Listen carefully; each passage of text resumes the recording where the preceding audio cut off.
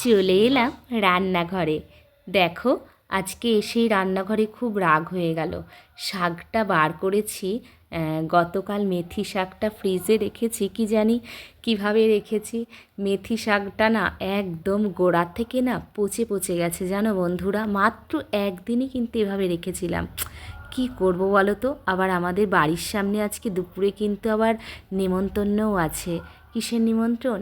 আমাদের সিগুরু সঙ্গে যে গুরুদেবের উৎসব হয় শীতকালে, তো ও পাশেই পড়েছে একদম। তো সেখানে যাব।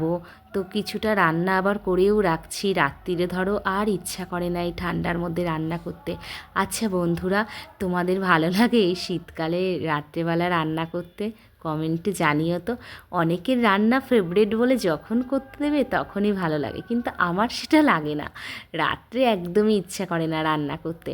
তো সেখানে যাব, এর জন্য একটু হালকা পাতলা করে করে নিচ্ছি, যাতে রাতেও হয়ে যায়। একটু সোয়াবিনের ঝোল করব। আর এদিকে দেখো, ছেলে ঘড়িটা না, আচ্ছা বন্ধুরা দেখো তো আগে ঘড়িটা কেমন লাগে দেখতে, অবশ্যই জানাবে কিন্তু কমেন্ট করে।